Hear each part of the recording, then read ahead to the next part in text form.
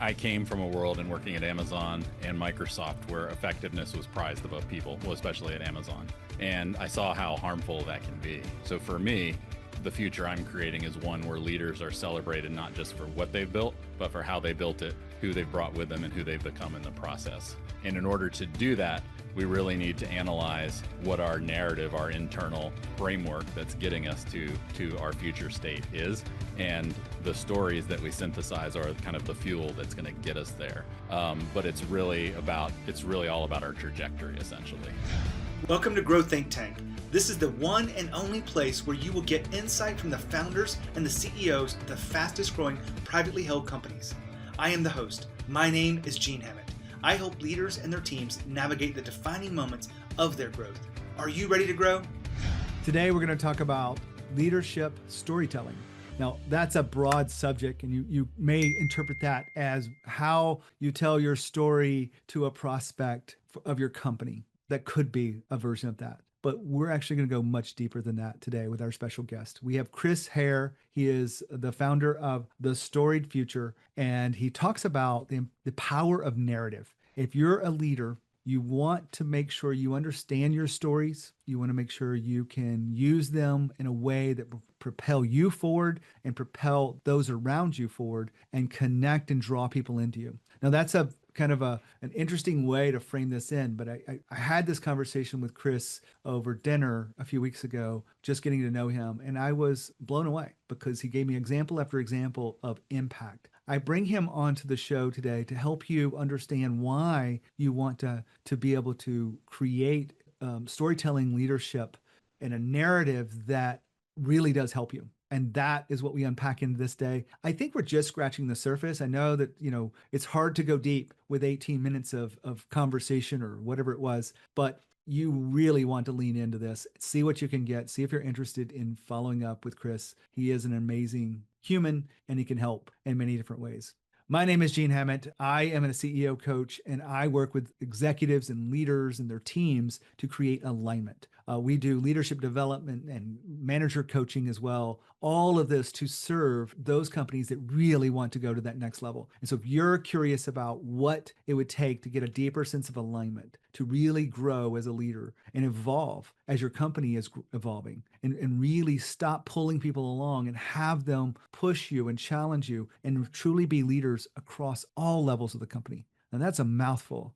That's what I do. I help you figure out what's getting in the way. I help you figure out how to remove that and how to rebuild or become the leader that you want to be. And that is what I'm offering you. If you're curious about the work I do, send me a quick email, gene@genehammett.com. We'll have a get to know you call. We'll go into a little bit of depth as far as you want to go. But my aim would not be to just have a good conversation, but to really give you some insight and maybe even some clarity about how to move forward. Now, if you want to continue the conversation, we could speak again or 2 or 3 times, and you could become a client. But in this first call, don't even think about that. Think about, I want to get clear. I want to have the courage to lead my team the way I want to. And so if you really want to do that, just send me an email. You heard it here on the podcast. It's absolutely free. Just send me that email. We'll have that 30-minute conversation, and you will leave that conversation with clarity. Gene@genehammett.com is my email. Now here's the interview with Chris Hare. Hey, Chris, how are you? Doing great, Gene. Great to be here. We're going to have a great conversation, and I'd love for you to tell us about your company, the Storied Future. Yeah, absolutely. So my focus is really on helping leaders transform themselves, their companies, and even changing their communities in the world through storytelling. Well, I'm really curious. I know the power of storytelling from being a speaker and even storytelling with some of my clients in coaching. How do you see story being, the work that you do really making an impact in the world? Yeah, so I think we really sell ourselves short with storytelling in business, and there's so much more to it so much more benefit that we can get. So most of storytelling is focused on the structure and the delivery, right? The polish part. And that's all great and it's needed. But there's so much that we miss in terms of the personal transformation, the leadership development, the unlocking the future that can happen, right? So I have a model that maps to Maslow's hierarchy of needs. So most storytelling is focused on get, but there's an opportunity to move to build and then to become. So get is get in the room, get the deal, Yep. get the raise, but build. How do you build a team, build a culture, build a company that lasts, and then become is really the self actualization piece. And so that's where there's this, I think, just this really rich opportunity for us to tap into the leader's story to accomplish that. Before we dive into the model, we have a lot of leaders here listening in. I'd love for you to put real context around this and why we want to understand our story, tell our story better. What is the why behind this? Yeah, so I'll tell you my why. So I came from a world in working at Amazon and Microsoft where effectiveness was prized above people, well, especially at Amazon. And I saw how harmful that can be. So for me, the future I'm creating is one where leaders are celebrated not just for what they've built, but for how they built it, who they've brought with them, and who they've become in the process. And in order to do that, we really need to analyze what our narrative, our internal framework that's getting us to our future state is, and the stories that we synthesize are kind of the fuel that's going to get us there. But it's really all about our trajectory, essentially. Now, I had the honor to meet you over a steak dinner a few weeks ago in Atlanta. We had a An great amazing steak steak. dinner. I'm glad I took a chance to do that because it came together last minute. But you said something and you just said it again. So I wanted to highlight it. Leadership is about who you bring with you. I think a lot of leaders get into the role to be able to be the boss. But then there's a shift that happens where they really understand that it's not about bossing people and controlling and getting results only. It's about who you bring with you. What, from your experience, why is that such an important piece? So, I mean, for the obvious reason, it's important in terms of it's the right thing to do, but it gets, no one would argue with that, but it really gets lost in the mix, right? When you go heads down and just grind to get to the next level and the next level, it often gets lost. And I think, what I see with the leaders that I work with is not only do other people get lost in the process as we're driving towards our goals, we also can lose ourselves in the process, right? But when you look at, what does it take to build a healthy company that can grow in a sustainable way, that can retain people, that can retain customers, et cetera, it is all about humans at the end of the day. And especially now, companies have far less control than they did in the past, right? And so it's that much more important to have that care for people. There's a great article in HBR called The Leadership Odyssey that speaks to that fact, that it's no longer enough for leaders to just be effective. They have to blend it with those human-centered value or skills if not values. So Now, let me break in here for a second. Chris said something that I wanted to highlight. Who are you bringing with you? Now, a lot of leaders get into their job and they know that they've got to execute. They've got to put results on the board. They know how to keep score because they're probably really good doers. But when you step into leadership, it's no longer about your doing alone. It's no longer about the team's results alone. You have to think about who you're bringing with you, developing those around you. I have worked with a number of leaders who have this incredible sense of development of others, and they are transforming their lives, but they're also transforming their own lives and the trajectory of the business because they are truly leading and not just doing or managing work. Those are lower level functions. Leading is the force multiplier in your business. That's what I believe. That's what I help my clients develop. And I give that to you to inspire you in a way that hopefully you've never heard before, and to help you lean in. You can keep listening to these podcasts, or you can ask for help, whether it's me or someone else. But just, I think you could ask for help a little bit more often. I know it's hard, but who are you bringing with you? I know who I'm bringing with me, and I'm very proud of the work I do. Back to Chris. I appreciate you unpacking that for us. Chris, I really admire the work you're doing. When we talked, and you're doing this with a lot of big brands, you're also doing it with some other smaller companies as well. And you've looked across the data, much like in my work. It's just different. You have a model and a process. Can you walk us through sort of what we need to know about this process?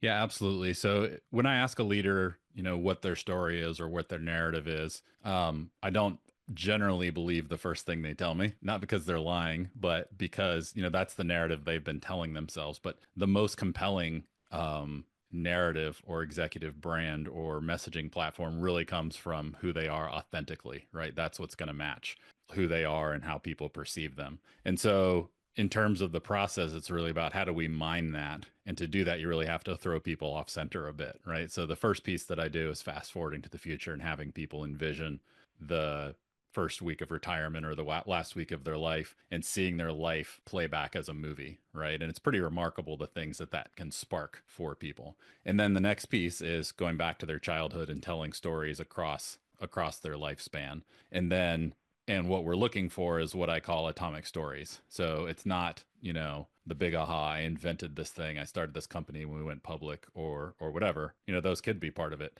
but it's often the small moments, the small plot twists that happen across our journey that we forget about or that we've buried, that if we can unearth those, we can tap into those as the raw materials to build up the narrative that we need to take us to the next level. And then the third piece is really the 360 perspective. So I work with leaders. In some cases, we interview people who have known them for decades, who care about them, know them well, and want them to succeed, and have them tell them stories about them. And all of that together gives us all the raw material that we can then shape into that narrative.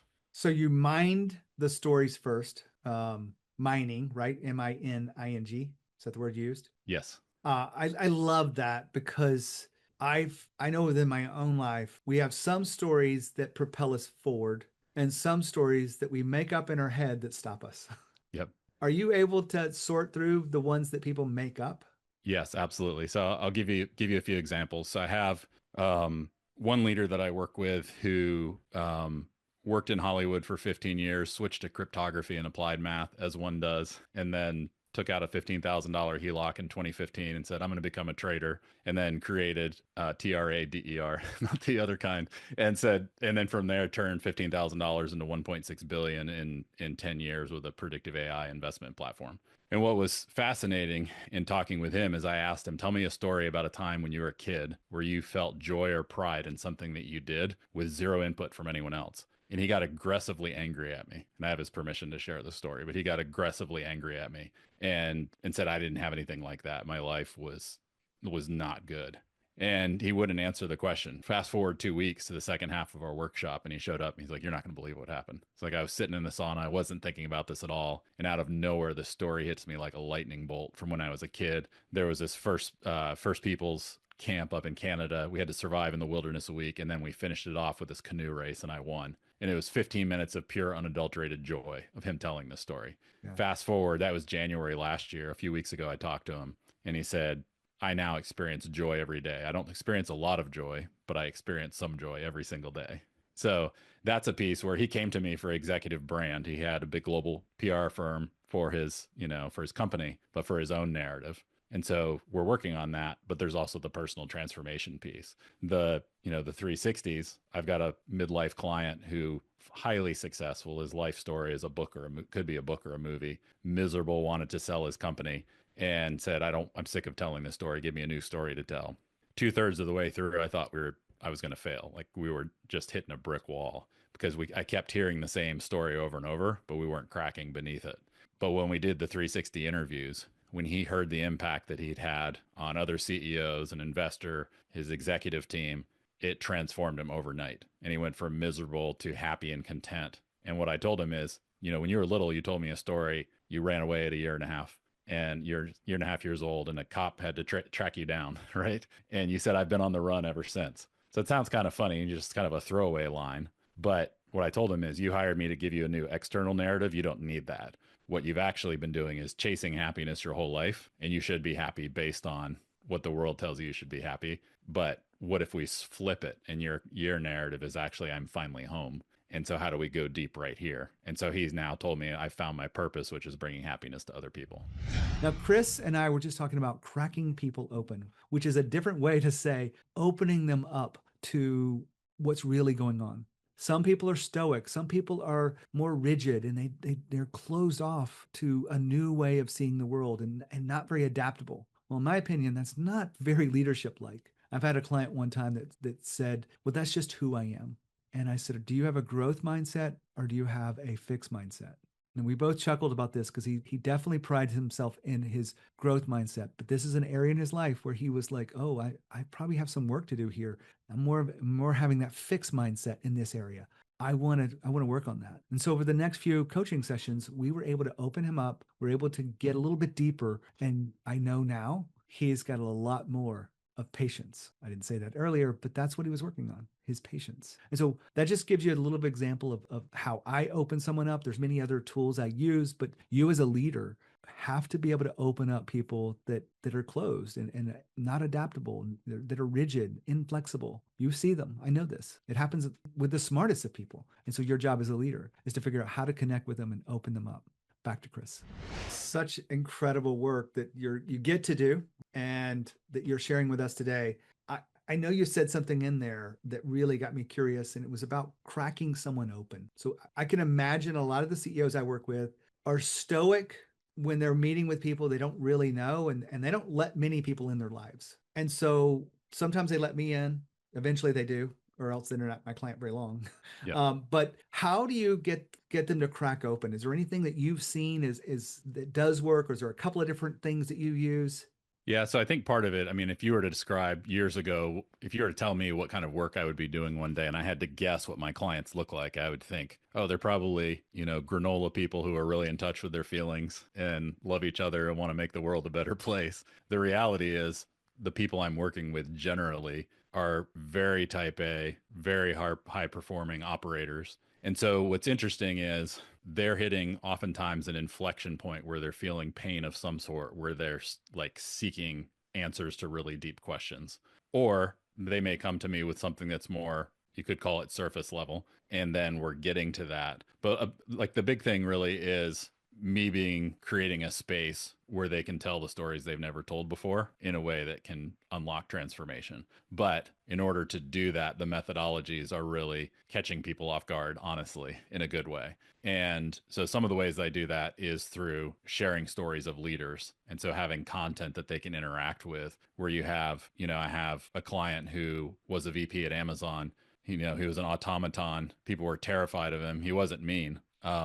But he was just super smart and was just prioritized the work. And he went through this crazy spiritual transformation through his yoga practice. And now he loves people. I had a call with him a couple months ago. And before he hung up, he's like, love you, Chris, got to go. And I'm like, what? Who are you? Right. But he's been through this transformation and then talking to people within his organization, and a VP that reported to him at Amazon saying, you know what? The org we worked in was really toxic. And when this leader went through his transformation, he's like, my blood pressure dropped and the culture changed just based on him showing up. Right. So I use that as stimuli. So when leaders who have done really amazing things, when you see them going through transformation, so it's not just me telling you, hey, this works, you get to feel it and experience it. That stimuli combined with fast forwarding to the future, rewinding to the past, and getting those 360s can really kind of unearth that.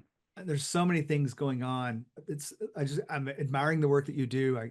It's similar to what I do, getting people to open up to me and shift the stories sometimes that they make up in their head. I know I've said that twice. I'm not sure if you quite answered it, but I'm going to give you a chance to go deeper into your model, because you talked about the stories, mining for those stories in the first place. What do you do after you find the stories that you're going to start to develop?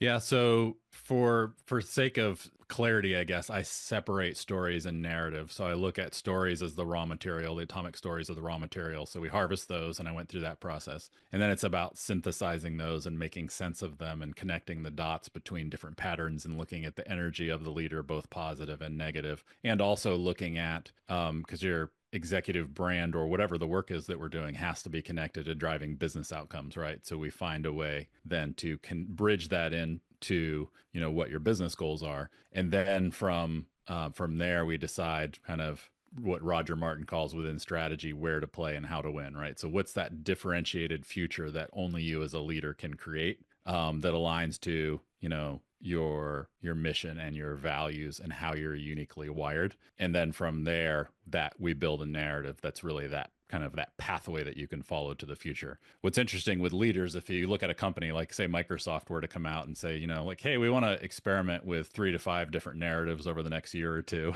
you know exactly what would happen to their company value. With leaders, there's a ton of room for experimentation, right? And so we, often use experimentation so that we can test out I call it bespoke shoes. You have a cobbler, best cobbler in the world makes you a pair of shoes. They might be uncomfortable for the first week or two, right? So giving people opportunities to try on different things, maybe in a speech or in a coaching session with one of their employees or in an all hands or whatever, but giving them opportunities to try on these different future selves, as Herminia Ibarra calls them, and try them on for size and see if they fit. And then from there, you can really formulate into like, this is my narrative that's going to guide my trajectory from here on out. I feel like we could probably spend hours, maybe days, talking about the stories, talking about the sort of messy middle. But I'm going to fast forward us because we only have a limited amount of time. Using this new narrative, what would you really like to highlight for those listening in about having a different story that they could tell, how they use it, why they should be using it? How do you know you have the right story? I know that's kind of a compound question, which I hate, but I'm going to let you pick and choose what you want to answer about using this new narrative. Yeah, what's interesting is if you were to look at my contracts, you would see that I guarantee a process, I guarantee deliverables, but I don't guarantee outcomes, because what I've seen over and over is how this work can shift people's trajectories. And I wouldn't want someone to be scared, but it's the outcomes I've seen have just been absolutely remarkable. So an example is that leader from Amazon that I mentioned before. His name's Pete. And when we first worked together, he said, I want to attract the next CEO role rather than having to pursue it or attract more board roles. And so he was thinking more executive brand and LinkedIn content and things like that. So he built his narrative. He sat on it for a while as, he was doing some pro bono work. And then he started the job search in earnest, I think last fall. And what's interesting is, for him, his narrative was a system of energy. So that came from his yoga and then also his surfing, where you're really like riding the waves, riding the energy, right? But that's how he views a company, right? So Goldman Sachs calls him up and says, hey, we've bought this company that, is looked really good in the spreadsheets, and now there's all these challenges. Can you help us? Well, he comes in and says, hey, here's how I view your company, this company you bought, as a system of energy and all of the different parts and pieces that flow into that, right? So we built that narrative, and there was a ton of places we could go from a thought leadership executive brand standpoint. But then he kind of parked that. And when it came time for him to do the job search, he said, I'm going to go back through all the work that we did. And he went through the 360s. And there was a VP at Amazon he reported to who said, yeah, Pete's not a CEO. He's a COO. Mind you, he's looking for his third CEO role at this point, right? So he's like, that kind of rubbed me the wrong way. But what's interesting is he took that input and he actually accepted it, shifted his trajectory and said, you know what? I am a COO. That's my thing. Found the COO role at Toast, the point of sale company, and then actually sent the narrative and the 360s. He cut them together into a video and sent it to the CEO, and then landed the COO role at Toast, right? And so that piece of it is like, absolutely, like literally, if you look at what we built together, he could write 3 books, have a phenomenal thought leadership platform for the next 10 years based on what I gave him. But what he actually needed and ultimately wanted was that trajectory shift, but it also worked in a very practical way in terms of helping him land the role. I am overwhelmed about the value, I think, of this work that you're doing.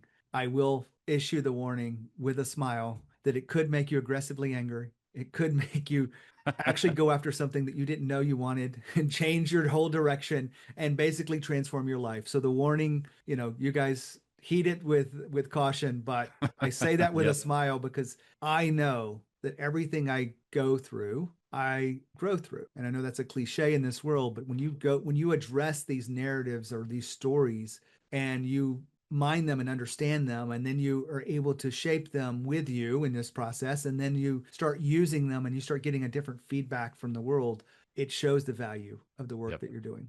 Yep. Yeah. I appreciate that reflection. That's powerful. Chris, thank you for being here on the show. Where could they follow up with you or get more information about what's next? Yeah, absolutely. I'll share some links with you afterwards, but thestoriedfuture.com, THESTORIED future.com. All right. Chris, thanks for being here. Thanks, Gene.